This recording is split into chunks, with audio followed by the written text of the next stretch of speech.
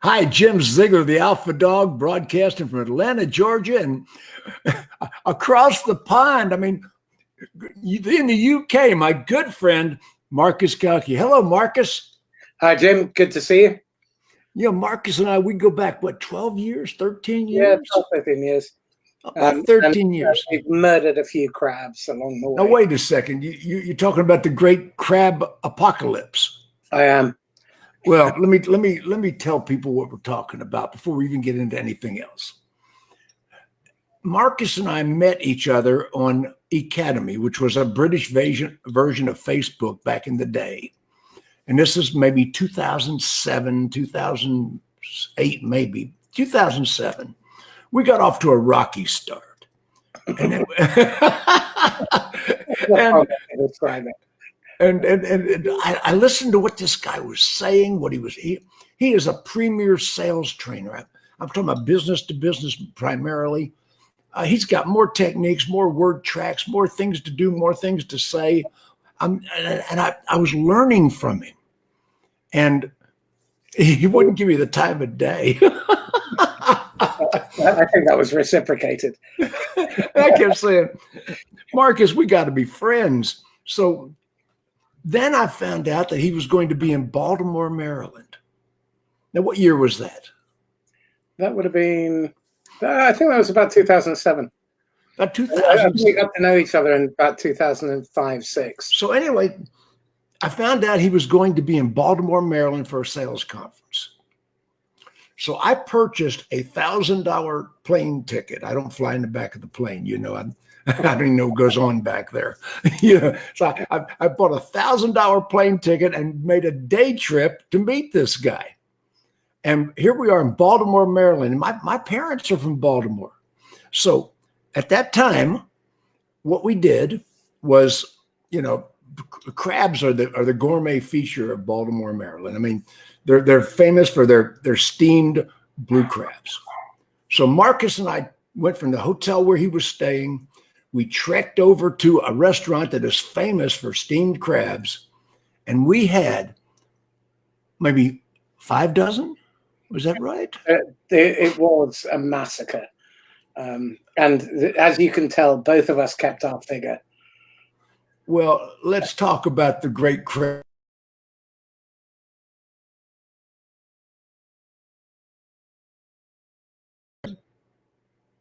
Okay, I took us off for a second because I wanted to show the picture of the crab apocalypse. Now we're both back. There we go. There's Marcus and I with 5 dozen corpses of crabs. And you know, we're both big guys. I think I weighed 275 at the time. Of course, I've had the cancer. I'm down now to 215. You know, you probably thought I was anorexic. I thought you'd either become anorexic or bulimic, one or the other. But that's the great crab apocalypse we talk about. 5 dozen crabs. And we had some other food besides the crabs. I forget what else we were eating, but that was just a massacre. Okay, big guy, tell me about Marcus Cauchi. Tell me about what you do. Tell me about tell me about you. Okay, married, 3 daughters, female cat, female dog, massively outnumbered. And I know my place, which is right at the bottom of the pile. And I also realize that I'm wrong very often. So I'm told.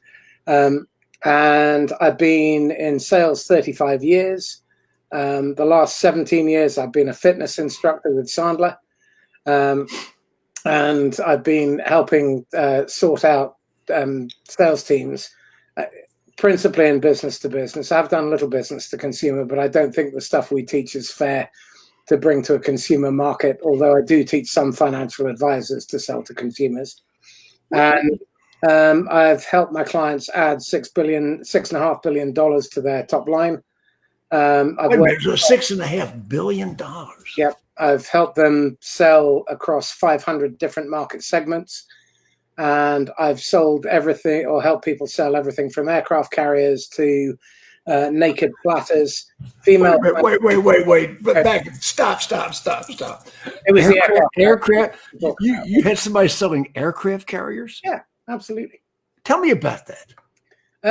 They've been in discussions with the government Department of Defense for 5 years, and everything had stalled and things were slow and faffing about. And what we did was we got them to stop trying to sell the product and try and solve the problem. And the challenge was that every 2 years, the buyers would change their role. So they kept, starting again, having to start again.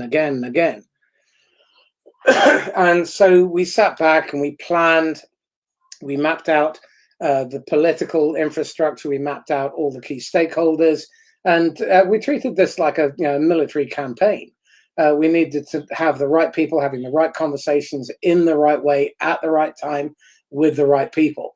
And it was hard, but like any sale, it requires structure, planning, organization, and discipline. And so that was a very interesting exercise, because what I learned was how important it is to have systems. I spent a lot of my career fighting against systems because I immaturely thought that they stifled my creativity. Actually, what happens within the system, if you have a good system, is it enables you to be as creative as you like within the framework. Well, you and I are both contrarians. Yeah, you more than me. But yeah, I'll quit it. I'm warm and fluffy. Marcus, you have never been warm and fluffy. Okay, I'm warm. Warm and squidgy then. So, what's really interesting about dealing with really high-ticket, complex sales is there is so much. Not only is there so much at stake on the seller side, but there's also a huge amount at stake on the buyer side. When you think about the amount of time, money, opportunity cost, the resources, the planning that goes into it, the impact these decisions can make. If you're not heavily involved and really disciplined, you end up wasting everybody's time. And the cost of pursuit in enterprise sales is massive. I was speaking to a friend of mine for my podcast only this afternoon. And you're talking about entry levels just to engage and have that first meeting can cost you 40 grand. You get to the second, third, fourth, fifth, sixth, seventh meeting, you're racking up possibly a high 6, maybe even 7-figure numbers. When you're dealing with deals that are in the billions of dollars, and you've got to coordinate with the technical team, the politicians, the civil service. You've got to deal with the procurement side. Selling an aircraft carrier. Yeah. Before I was in the automobile industry, I was a disc jockey. Right. And when I was a disc jockey, as a rock and roll disc jockey, I'm looking forward to the segue on this, by the way. Well, I'm going there. And I went into radio advertising sales. And they sent me to the Dale Carnegie courses. All right. And at that time, Dale Carnegie offered me a part-time job teaching the course. So they certified me. And part of the Dale Carnegie course, we had a bridge salesperson. All right. Okay. A man whose sole occupation was selling bridges. Absolutely. And he had been on the job 5 years. He had 5 years of education degree. He had to go to college for 5 years to receive a degree to be able to be qualified to sell the bridge. And now he'd been years with his company, had not yet sold a bridge. And he confided that when he finally sold a bridge, he would get a multi-million-dollar commission and retire. Which that wasn't an aircraft carrier, but I'm sure it's very, very similar dollars involved. Well, you're talking about billions of pounds, and but the challenge also is that you have so many obstacles within your own organization, because you've got your management trying to push the sale through. It's been in forecast for the best part of 3 years, there's a time frame that they're working towards. You've got different stakeholders, and you've got to play the political game, because some people internally don't necessarily want you to win it. It's really fascinating just trying to herd all these different cats. And the challenge here is that whatever you're selling, it's an emotional sell. It's got nothing to, you've got to get out of the mindset that you sell product. If you sell cars, if you sell automobiles, people are buying the emotional experience. They picture themselves in it. They buy for their reasons. Some people buy because it's a mode of transport. Others buy because it's a status symbol. Others buy because they're looking for security and safety. Others buy because it's fun to drive. And there's any number of different reasons. I mean, what surprised me about what I do is I've had people come to me because they wanted to have children and they needed to pay for IVF treatment. I had another client whose horse went lame, and he was facing an 80 grand vet's bill. It never crossed my mind that anyone would pay me for sales training so they could pay for school fees.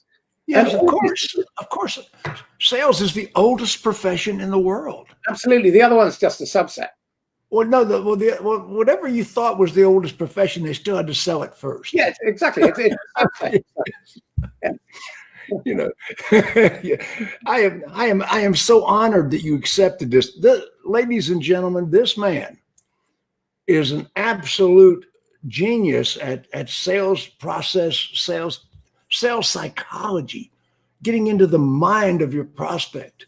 Now, I know a lot of people have what I call call reluctance. They're afraid to make that first call. It's easy to call on an established relationship, but to make that cold call to somebody you have not yet met, and they show up unprepared, unresearched, whether it's on the telephone or in person, Tell me about that.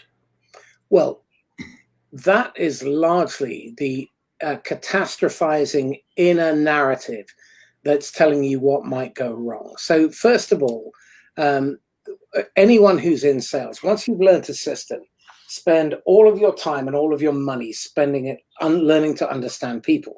As human beings, we are terrible at understanding human beings. We don't even understand ourselves. And look at the car crash that most of our relationships are at some point in our own marriages and our own families. Imagine what it's like with a stranger, because I don't know if you've ever come across something called transactional analysis, TA. Of course. Right. Okay, so you've got the parent, the adult, and the child ego states, and those are stacked up on your side and their side.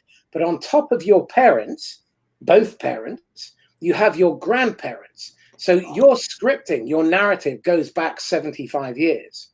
Your value system, your belief systems go back 75 years. So I'm 52 now. So going back 75 years would take us to about 1886. Sorry, I wasn't doing myself some credit there. Now, about 1886, something like that. Now, the challenge is 1920s anyway.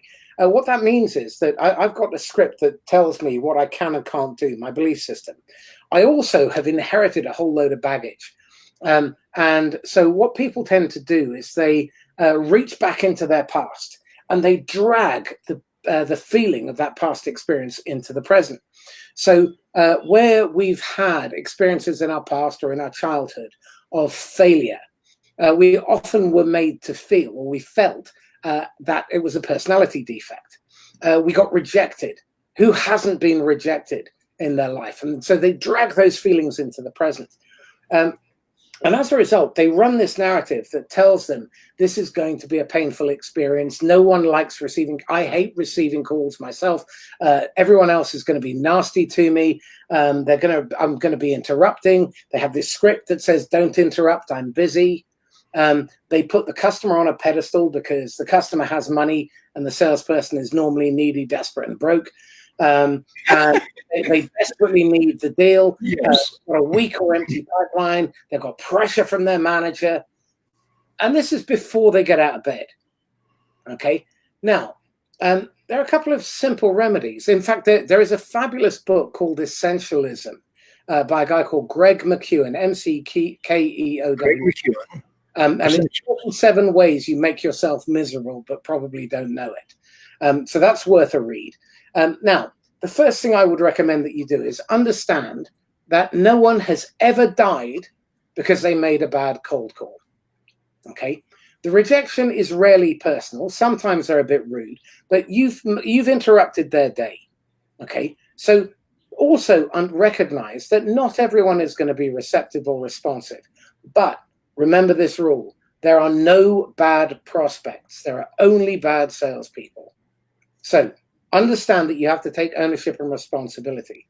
The next thing is start off your calls by phoning people you would never want to do business with, who are out of your patch, okay? Because then you're not attached to the outcome. And the problem here is attachment. Because the minute you are attached to the outcome of any sale, you are then invested emotionally in it. Now, the reality is you have a target, you have an objective, and you have to bring home prey, or else you're not going to be able to feed your family, put the roof over your head, put clothes on your kids' back, and do all the things that you want to do. Prospecting is the lifeblood of every salesperson's career. If you cannot prospect in bad times, you're impotent as a salesperson. Oh, absolutely. See, I am in business to business sales. Yeah. For years, I was in business to retail, but now my clients are automobile dealers. So I'm selling to the dealers, business to business. Yeah. And it amazes me how many people will contact a client and do no pre-research before they make the call. Yeah. I mean, I go to their website, I look at the mission statement, I look at who their employees are, I look at what they say about themselves. I get an entire mental idea of what their philosophy, who they are.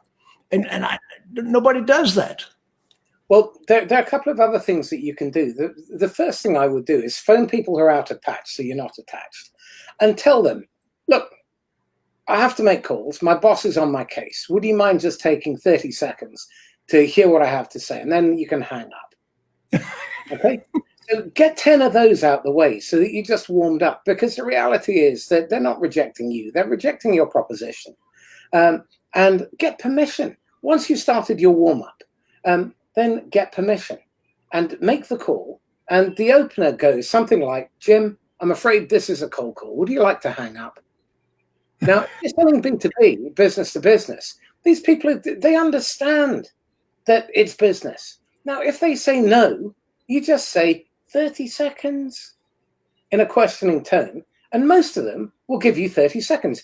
You get something like a 96% get-through rate, where people will give you the time of day to tell your reason for calling. And then you deliver a 30-second commercial.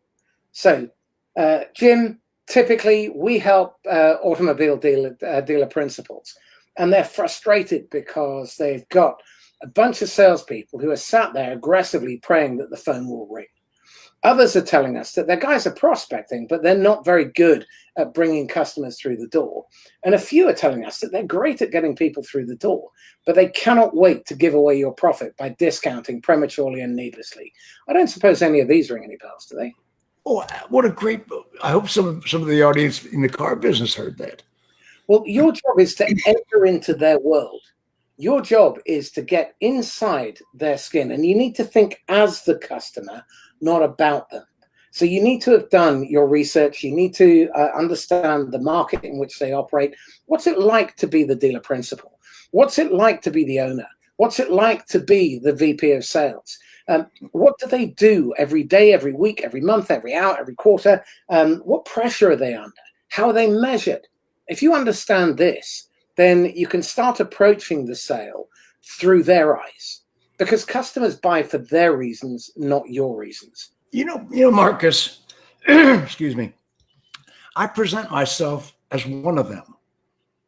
I don't speak up to people. I speak on a level plane as if I am them, you know, and it amazes people. And, you know, I'm one of these guys that'll try to get someone's first name early in the relationship and use it. I agree. I think that will often work. Again, it depends culturally. If you do that in Germany, you're probably going to have a bit of a pushback. But in the US and the UK, that's quite commonplace and people are comfortable with it. So the first thing you need to do is you need to have a strong upfront contract with yourself before you leave the house. In terms a strong upfront contract with yourself. Yeah, absolutely. You need to understand why you are doing it, for whom you are doing it. You need to understand that this is a means to an end. It's not something any of us particularly relish. You know, people who say they like cold calling probably haven't done it or are lying. Now, there are a few masochists out there that say that they love it. And that's great. But the majority of us recognize that it's a means to an end. And it's just one channel. I hate cold calling. I'm very good at it, but I hate making cold calls. And I've learned that I'm very strong with my referral partnerships. I'm very strong with my content production and creating inbound inquiries through LinkedIn, which is where my audience reside. I'm very good when I'm on stage, and I drive business that way. So public speaking events, webinars, clinics, those sorts of things, they work really well for me. And I don't care how you do it. But you have to be able to create a strong pipeline. And you need to have, typically in my world, about 5 unique, effective conversations per day. So focus on the right end of the problem. Do not focus on number of dials. That's just throwing muck at the wall and hoping some of it will stick. You need to have unique, effective conversations. So that means that you have a conversation with somebody, having made it past the gatekeeper, and you get a contract in place with them that you're going to explain in 30 seconds why you're calling, and they agree that they will either hang up or they will allow you to speak for 2 more minutes. Now, Jim made a really important point. You must have, as part of your contract with yourself, that you have equal business stature with the person that you're calling. They have the problem, and you may well be the solution. You may not be. And a no, an early qualified no, is a win. You have to have a goal, perception of equal stature. Well, I think you actually have to believe it. I do. I'm going to cuss just a fraction.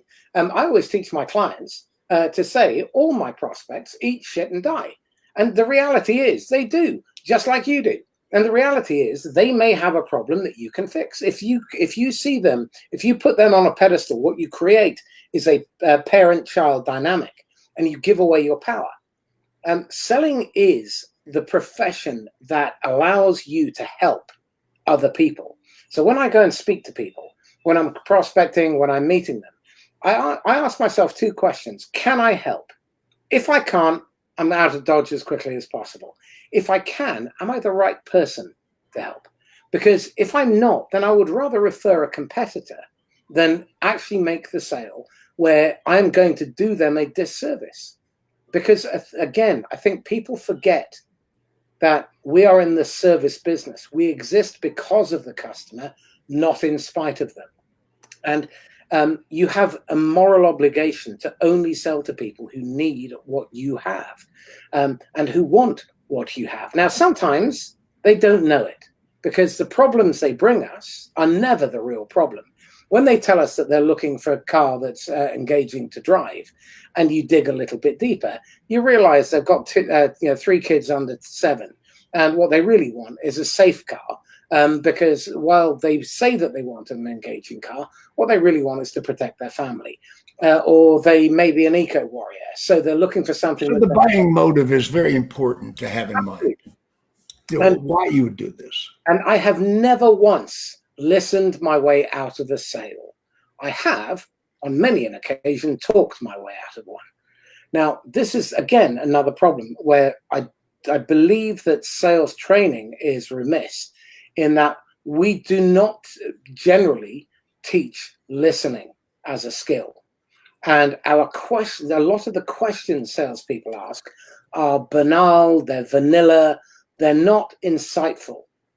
When I teach my clients to ask questions, I teach them to ask questions that rip the scales from the buyer's eyes and help them see their world through a different lens, help them gain insight as a result of us asking these questions. And the problem is that you cannot listen and think of your next question. So what's really important is that there's an acronym STFU. The polite version is WAIT. Why am I talking? You need to learn to shut up and let them finish, and then pause for about 3, maybe 4 seconds, which seems like a long time. But when you do, they feel heard. And every human being needs the following. They need to feel felt, be heard, and be understood. Now, if you pause and you wait till the end of their sentence, they will probably give you the golden nugget that tells you how to make the sale at the end. It doesn't happen at the beginning or in the middle. It normally comes at the end. So you need to sit and let it rest and reflect on what they've said. And then thoughtfully respond based on what they've told you. And respond with another question that allows you to go deeper and deeper. The first couple of responses to any questions will typically be an intellectual response. But no one has ever bought anything in the history of humanity intellectually. 100% of buying decisions Emotional. are 100% emotional, 100% of the time. And there are no exceptions. And there's a reason for this. There's 300 million years of evolutionary hardwiring, and your emotion centers and your decision-making centers are adjacent to each other in the brain. There's very good evidence that if the emotion centers of the brain are damaged, you cannot make a decision as to whether a blue or a white shirt, whether Right brain, left brain. Well, this is within the limbic system. You've got these two parts of the brain that are right next to each other. So they're interlaced, they're interdependent. Of course. If the emotion center is damaged, you cannot make a decision. There is a book in French, and I don't know the translation. The left hand is the dreamer. Now, of course, the left hand is controlled by the right brain. Yeah. So, when I'm going back to my hippie days. We're both hippies. You can tell. Yeah, back when I was hanging out with the Swami Muktananda, those days existed. Long hair and a beard. You got a picture. So anyway, we studied left brain, right brain, and emotion. And you can't be in both brains at the same time, although they communicate with each other. Your left brain, right brain, your emotional and logical mind. And what you are saying is the emotional mind controls more than the logical mind. Yes. What you do is you buy emotionally, you decide emotionally, and then you justify intellectually.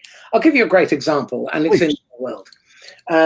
About 2007, roughly the time we met up for the Crab Fest, I was driving home from London one day, and it was a Friday, it was sunny, it was the beginning of spring, and I thought to myself, I wonder if they have one. So I turned right, and then I came back, and I had a week to try and explain to my wife how I just spent £73,000 on a 5-litre convertible, a BMW 6 Series. It was a lovely car, it was not brilliant, but it was fun. Yeah. So my justification, my logical justification, was that when my clients saw me turn up in this ego extension, they would know that I was successful. Now, bear in mind, in 3 years of owning this money pit, I worked in London, and you park in underground car parks. So how many times in 3 years, Jim, do you reckon my clients or my prospects saw this car? None, some, maybe once, twice. I gave one of my clients a lift. Okay. Now, the reality was, the reason I bought it was one of the first cars to have a starter button. I wanted a convertible, don't get me wrong.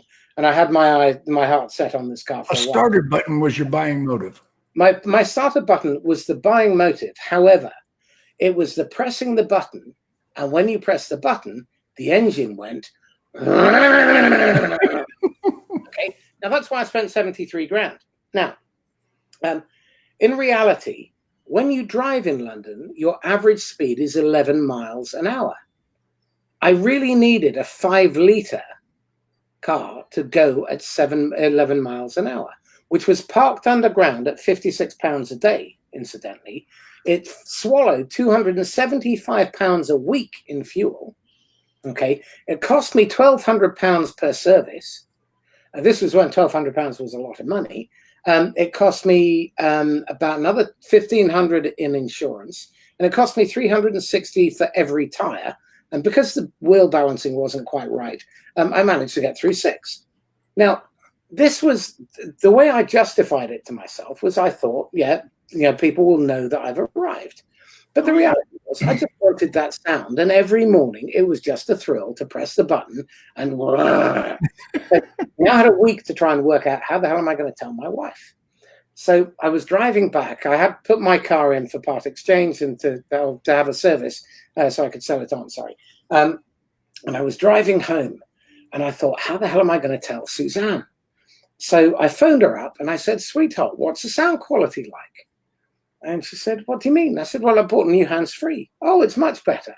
Anyway, so I turned up in a £73,000 hands-free that came with a free convertible. Now, the only reaction I got when I came home was, anyway, 2 weeks later, we had to buy her a car as well. But I learned my lesson, which was slow down, because sometimes we get dragged into the emotion. And sometimes we need someone else to help us, which is why buyers are naturally cautious, because they've been burnt by salespeople. So we need to understand that's where they come from sometimes. So when they resist, it's because either we or a predecessor has taught them not to trust salespeople. And there are 4 reasons why people don't buy. They're not emotionally attached to the intended benefit and outcome. Okay? They are not convinced. You've said something or done something, or you've left something out that's made them feel, this isn't quite right, or this isn't for me. The third reason is that you're talking to the wrong person. Okay, and very often salespeople, particularly when they're prospecting, they wimp out and they call it their level of comfort. They call someone with manager in their title instead of chief. And then the 4th reason that people say no to us is they are bluffing. And there is a massive misunderstanding. A lot of salespeople have been conditioned by idiot managers to think it's about the money. It is never about the money in a real selling situation. I remember selling to a company over in Hong Kong, and my fee was 56 times more than my competitors. They paid me 12 weeks in advance. My wine at the Hong Kong club cost more than the 3 days training that my competitor was planning to charge. And they'd raised the purchase order for him, but they hadn't issued it. And I outsold him. And when I arrived, and this was another valuable lesson, when I arrived, the CFO and the CEO said to me, Marcus, we've really been looking forward to this. By the way, what did we buy? And that's the other lesson that you need to know. People don't need to know what it is they're buying. They just need to know you understand their problem and they believe that you can fix it, because the product is irrelevant. No one in the history of humanity has ever bought the product. There's the old cliche of no one buys the drill, they buy the hole. Well, no one has ever bought sales training, and no one has ever bought software. They buy the solution to their problem. They buy the solution. They buy the easing of the pain. Yeah. The power. You're describing what I call in my training power posturing. Yeah. What is your role in the sale? One of my favorite books out of print, Looking Out for Number One. Have you ever seen that book? I've not come across it. Well, it's out of print, but you can still buy used copies on Amazon. Looking Out for Number One is about a real estate agent, Robert Ringer. And he sold big commercial properties, multi-million-dollar properties. He wasn't a small dollar salesperson. And he talked in the book about every time he showed up at a closing, the clients showed up with their attorneys and they screwed him out of his commission. So he started showing up with his own attorney at the closing. And he talks about power posturing, how to set up your image, your power posture, how to look like you. Like for years, I have said, Ziegler don't fly in the back of no planes. I charge, this amount plus first class travel. Yeah. I've had clients say, I got a problem with first class travel. Then you don't hire me. Yeah. With the ones in Hong Kong, I told them I had a bad right hip, so I couldn't turn right on a plane. I mean, my plane ticket was over 12 grand. But whatever they paid me was nothing by comparison to having 76 of their senior managers fly in for 3 days, put them up in hotels, pay for their expenses, and have them away from the tools for 4 days because there was 5 days, sorry, there was travel either end. And whatever I charged, it was a pittance by comparison. And it saved their business. During the 2008 crash, there were 18 miles of queues of ships waiting that couldn't afford to dock in Hong Kong Harbor or Singapore Harbor. And this was a shipping company. We saved their business because we helped them sell through it. Well, there's nothing on earth you can't sell your way out of. No. And with the pandemic right now and so many businesses suffering, I have to say that over and over again. My corporation, we have done multi-million dollars of business through the years, but there's been several years that I lost $1 million. And 2008 was certainly one of those. And that wasn't $1 million I lost accounting. That was money that I wrote in checks back to the company. I was in London on October 15th, 2008. Yeah. I was buying the U.S. franchise for Academy. I remember you telling me. I wrote a monster check. Yeah. And that was the day the U.S. stock market crashed. I was in London, October 15th, 2008. We gave Thomas Power the money. Well, I just walked away from it. Keep the money. I haven't got time to grow Academy in the U.S. I got a company to save. Yep. And I got on the phone. I laid off all my employees to start with. I mean, and then I started making 100 phone calls a day. Yep. Now that's not 100 left messages. That's 100 conversations. Wow. 8 o'clock in the morning, I was talking to people on the East Coast when I live on the East Coast. Yeah. 8 o'clock at night, I was talking to people in Hawaii. I was calling across the time zones.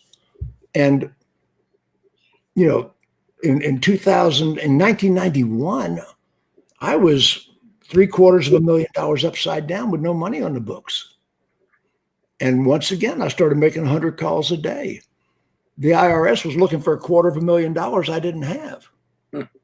And within 14 months, we had sold our way out of it and maintained perfect credit, perfect reputation. And that was during the Gulf War, when the first Gulf War. Yeah, I remember that well. And the world economy actually crashed. People forget that. No, that's when I entered the workforce. Oh, what a tough time! Yeah, well, this is my fourth recession. I like recessions; they're really good. Because if you can sell through a recession, then you're going to sell massively through the good times. But I think I've started a couple of businesses in recession, and actually, as long as you understand that your job is to go out and find people who need your help, I think you have a moral obligation to sell. I've run a couple of podcasts on this as well, because I hear a lot of salespeople being very squeamish about prospecting during COVID. Not one of my clients has taken a backward step. There were a couple that had a bit of a hiccup for about a week or two. Every one of my clients is continuing to sell. Their pipelines are full. They prospected throughout this period. We've got clients who are having their best quarter ever. They're doing 6-figure deals. They're looking at filling their pipeline at 3 to 5 times more at the qualified moving to closable stage, which is one of the things I teach my clients always to do. Your objective is to stock up your pipeline with qualified prospects who are in your ideal client profile, not 70%, but 100% in your client profile. Don't compromise on recruitment of salespeople or on customers, because if you do, you will pay a very heavy price. Let me ask you a question. Yeah. Totally off subject. How do people get in touch with Marcus? Excuse me. Best place is LinkedIn. I'm on that like a rash. If you want to email me, it's mcauchi@sandler.com. So mcauchi@sandler.com. Or my personal email address is MarcusCauchi@me.com. And Twitter. Let's go back to LinkedIn first of all. Yeah. It's LinkedIn. Let me see. What was your? I'm going to go off a second. Hang on. I want to be sure I've got you. All right. I'm going to put that on the screen. There it goes. Maximize channel sales. Is that it? Yeah. Because I'm the author of this fine tome, Making Channel Sales Work. So I teach people how to grow third-party sales channels. Did you know, Jim, that 75% of all products worldwide across all 26 vertical markets are sold through partners? There you go on the screen. Is that correct? That's the one. Yeah. Very good. So yeah, we'll find that, and then let's put another up. So the _inquisitor is my Twitter handle.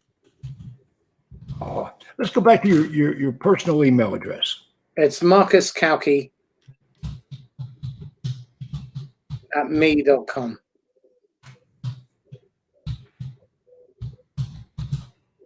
Let's see now. How's that look? Perfect. Perfect. I'm going to leave that up for a couple of minutes. So that's probably the best way most people are going to be able to get in touch with you, because I know some people are going to see this broadcast. Generally, we got a dozen people have seen it so far, but my broadcasts have gotten as many as 20,000 replays. Wow. I mean, so the replays are what we're broadcasting to right now. We've got a live audience now, but for the most part, in the middle of a weekday, and you're in the evening in the UK right now. Yeah, it's getting dark, so it's nearly 8 o'clock. It's just 8 o'clock. You know, it's only 2:45 or so here. So yeah, if people want to get in touch with you, because I'll be putting this on LinkedIn. I have a pretty sizable LinkedIn audience. I'll be putting this broadcast on Twitter. I'll be putting it on Instagram and YouTube. And my Facebook audience is pretty large as well. I've got between all of my social media, there's 150,000 friends and followers, and some of them are duplicated on different mediums. I'm going to say it's 100,000 different people. So somebody could use what you do. people that have not yet met you. Well, what I really specialize in, and I'm focusing all of my attention on, is working with disruptive technology scale-ups. So they're typically between about $10 and $50 million. They've already developed a few customers, but what they really want to do is they want to explode their growth internationally. But what they don't want to do is they don't want to build an army of mediocre salespeople. They don't want to waste a whole heap of money on useless marketing, useless advertising. And they want to grow internationally. But the other thing they don't want to do is lose control, because a lot of those tech companies tend to fall into the trap of going out to private equity and venture capital. And most of them do it for the wrong reasons. And they get seduced into taking on way too much money. Now, what people need to understand with private equity is 20 years ago, they used to buy companies at a much lower price. Now, in order to fiddle the books and get the valuations, because they're making claims that they're giving their customers 300% return, or their investors 300%. Only about 2% of VC and private equity funds actually deliver 300%. On average, private equity delivers 8% in Europe. 8%. They've for the last 10 years, bar 1 year, they have underperformed the S&P index. Now, they're under pressure to try and get lots and lots of companies, because they're hoping to get 1 or 2 over the line and what people call a unicorn. So it goes for $500 million, $1 billion. And If they do that, then they get 20% of the initial public offering price. In the meantime, they get 2% of the fund. And most of the deals that are going through at the moment are actually a fiddle, because the private equity company goes to another friend in the private equity company and says, look, in the next year or so, I need to exit and I need to give my investors their money back. Will you buy this company off me? And in 2 years' time, I'll buy 2 off you. And so what you end up getting is this, it's basically a dodgy cartel. But most of the businesses end up failing. Only 2 or 3 out of 30 or 40 will actually make it. So what we do is we work with them to help them grow organically, make sure that they don't lose control and the wheels don't come off. Because for those fast growth companies that are growing 200-300% per annum, what normally happens is you get a backlog, so you get a tailback because they haven't got a plan in place. They haven't planned the roles that they're going to need. They haven't put the budgets aside. They haven't put the processes.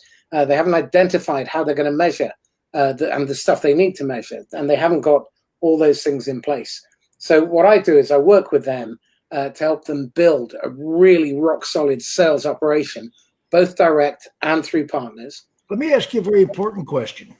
Yeah. Do you have room for more clients? I do. You do? Okay. So I only work with about 8 a year. I know that's what I was going to ask you, because I know you're in executive sales at the highest levels. I know that you're in high demand. I know that your expertise and your speaking engagements are. Let me ask you about the speaking engagements. I'm a professional speaker. I've done literally thousands of stage presentations, and of course that's not happening right now. Is that affecting you? Not really. I mean, I like public speaking. It's not really been something that I've deliberately gone out to make money. I don't think there is a speaker business. No. It's a speaker practice. And so I've always been incredibly intelligently lazy. I like having lots of people turn up, pay me on a regular basis. So I've operated a subscription model up until now for the last 17 years. Well, I'm in the conference production business. Right. And the conference production business was highly lucrative. Yeah, absolutely. And have a lot of speakers coming and selling their time for money. A lot of speakers, and the audiences would generate as much as $250,000 in a 2-day event. Absolutely. But now, of course, I haven't done a conference since September. I've done a lot on Zoom. I mean, literally the Wednesday night when lockdown was being announced, I got wind of it because I had a friend who knew someone in Downing Street. So I packed up 2 bags and moved from my office to my conservatory. And I've been there ever since. So 12 weeks, I haven't moved from this sofa. I'm going to fossilize in this position. I don't think so. I've done hundreds of hours of clinics. I've done webinars. I've done podcasts. I've done training. I've done coaching. And I probably get about 40 minutes a day in gaps because my calendar's just been hammered. But as we come out of this, because I'm in a medium risk group, I don't intend to move back into classroom training for some time. And actually, I've moved on to the virtual world really quickly. And it's positively affected our business because now my footprint's increased. I've been running these clinics each week for former clients and managed to re-engage with a bunch of them. So that was, shame on me for not having stayed in touch. But I've rekindled a bunch of relationships. And there's a massive virtual world out there.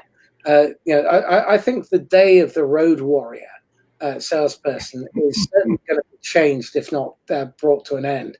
And as we hit second spike, there are lockdowns of entire cities now. There was a city called Leicester in the UK that's been locked down completely. Greece has now said that they won't take people from the UK until the 19th of July. I think if you hop on a plane and you're a salesperson, you could be facing 2 weeks quarantine either end. So, wow. U.S. is quarantining and forbidding other other specific areas from coming in. Yeah, absolutely. And that's going to go on for another 12 to 18 months. This thing isn't going away. It's an ugly, lingering virus. Well, technology has always changed the landscape. Yeah, but it's when I was selling radio advertising. Yeah. And I was a record-setting salesman in the radio advertising business in the city I was in. Yeah. I sold $250,000 radio advertising 2 years in a row in the early 70s. Wow. And people say, well, that was a lot. That's not a lot of money. Yeah, but $8 a spot, it was a lot of money. Yeah, that's a lot of $8. I mean, you could have bought a 12-bedroom mansion. Oh, yeah. Because I was selling $8 commercials and I sold $250,000. Now, here's the technology tie-in. Yeah. I would have a pocket full of quarters, and I lived in Jacksonville, Florida, which is the biggest city in the world. Right. It's 96 miles from city limit to city limit, the largest land area city in the world. And I lived in Jacksonville, and I had to drive all over, and I had a pocket full of quarters. And I would have to stop at phone booths and contact people. Yeah. What if I'd have had a cell phone? Yep. Years later, in the 90s, I was an early adopter in the 80s. In the 80s, I had a hardwired on the console cell phone, car phone. Yep. And my car phone bill at that time was $1,600 a month. Yep. I mean, $1,600 a month. And I would sit in the parking lot of a business and call my prospect. Where are you, Jim? I'm in your parking lot. That's a convertible you bought. Yeah. Just I have a car phone. Same analogy. I think what's going to be really exciting is if you look at history, the Renaissance came out of the Black Death, out of the plague. And I think this is going to introduce the next Renaissance, and that's going to come through technology. These kind of technologies, which allow for video conferencing, I think will become collaboration tools, and you'll start having environments where you can stream multimedia, which you can sort of do. But I think what needs to happen is for people to feel closer to the normal world. And I think with the Internet of Things, with AI and machine learning, with automation, robotic process automation, that kind of thing, the world is going to change dramatically. And I went to a talk that one of my clients was running probably around January, February time. And the talk was 300 jobs that don't exist yet. Now, one of the jobs was an asteroid miner. There are going to be people out there in the next 50 years mining asteroids. Of course. And if you think about how AI and human beings interact, the radiography, great area to think about. Radiography, oncologists can get about a 96% accuracy rate in diagnosing tumors. The AI on its own can do about 90%. But when you combine the two, you get a 98.9%. And so I think what's going to happen is we're going to start seeing the technology merge with people. We're going to see a shift in our industry. I think sales is due for a bloodbath, by the way. For those of you who are in sales, beware. When the government programs come to an end over the next couple of months, September, October time, there will be tens of thousands of salespeople laid off. Now, I'm going to put this idea out there, and if anyone is brave enough, then please get in touch. This is an opportunity for you to reimagine your entire sales operation. Take a blank sheet of paper and ask yourself this question. If I could design my sales operation completely from scratch with the finances and resources I have available to me, including my entire payroll, all of my marketing budget, all of my sales enablement budget, how would I want it to look? Who would I still have on payroll? Now, there is a fascinating law. It's called Price's Law. Price's Law states that 50% of your production will come from the square root of the number of people in your organization. Say that again. Say again? Explain that. Okay, well, if you have 10 salespeople, 3 will produce 50%. If you have 100 distributors, 10 will produce 50%. If you have 10,000 partners, 100 will produce 50%. Because talent grows in a linear manner, and whining, moaning, bitching, complaining, and making excuses and incompetence grow exponentially. Now, imagine this for a second. Imagine you just decided you're going to invest in that top end square root, the top 50% producers, and you're going to take all the salaries that you're going to lay people off anyway, because we know this is going to happen. You take all the salaries, all the marketing, all the lead generation, everything, and you plow that into supporting that top 50%, those top 50% producers, your special forces unit. Okay, you invest in the technology that will enable them to perform to their best possible level. You recruit more people like them, so you only recruit A players. And you stop wasting your time on Facebook ads and other drivel like that. For most people, Facebook ads don't work. You know, last year, $56 billion was wasted on Facebook ads that got 0 clicks. 1.73 trillion impressions that delivered 0 interaction, let alone any click-throughs or any dollars. That's 1.73 trillion. That's 12 zeros. Now, if you think about it, if you could remodel your sales operation and just have a special forces unit of direct salespeople and a special forces unit of partners, what we know, because I've got examples of this, within about 7 or 8 months, you're back to the same revenue level, but with profits that are going 3, 4, 500% higher, which means you've got more to invest. And then you can train people up. You need to spend money on your middle managers, because we're in the 3rd generation of sales managers who have no idea how to prospect, so they can't train their people. No. And they don't know how to coach. The stats on this are really disappointing and depressing. We did a research study as Sandler, which we published at the beginning of 2020. Only 6% of sales managers worldwide are qualified for the role. Only 13% of sales teams hit their team quota. Only 44% of sales reps individually hit their quota. What we also know is that only 1 in 7 first meetings in B2B result in a second meeting. So you're blowing 7/8 of your marketing budget and all of those leads anyway, because of lack of preparation, lack of training, lack of coaching, lack of pre-call planning, lack of rehearsal. And then you turn up unprepared and you blow 7 out of 8. And then your conversion rate from first meeting to second meeting, second to third, third to final, or however bad and long your sales cycle is, keeps incurring cost. So your 3 highest hidden costs in any business: wrong hires, and who hasn't hired James Bond only to discover he turned into Mr. Bean the minute he was on payroll? Then the hidden cost of sale, because you don't put it on the balance sheet. All the time you waste, the amount of time you spend listening to people lying from their fiction, also known as a forecast. And you've got 10 salespeople around the table. They're meant to be doing $1 million a year, $4,000 a day. It costs you $6,000 just to have a sales meeting where you listen to people lie. And then the 3rd highest hidden cost is hidden cost of RFPs, requests for proposal.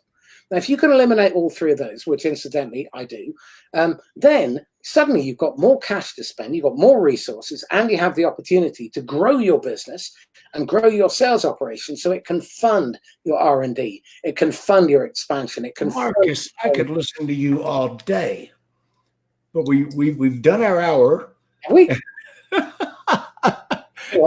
Did it go quickly? Absolutely. At some point, I should probably pause for breath. And I apologize to the audience for waffling, but no, not at all. I mean, let's do this again, aren't we? Yeah, absolutely. I live to sell. I don't sell to live. It's the most fun I've ever had in my life. On Monday, I was up at 4 o'clock and I had to lie in my bed until 5:30, which I thought was a more reasonable time to get out of bed. I couldn't wait. We got to meet again in Baltimore sometime in experience the crab apocalypse again. We could do, or we could go down to Georgia or Texas, and we could have a barbecue. Are you a barbecue guy? Do I look like I'm not? I've invested heavily in keeping my figure. Hey, people say you're out of shape, and I say pear is a shape. I have my own gravitational pull. Marcus, I love you. You're a dear friend. This has been a great interview. Now I'm going to put this up on all the social media, and I'll tag you on where I put it. And would you like an MP4 version? Dropped to you? Love one. Thank you very much. Yeah, I'll get you an MP4 version of this, and visit him at LinkedIn and MarcusCauchi at me.com. I mean, and you are in the market for more clients. There are people watching this show that are going to absolutely fall in love with what you can do with their company.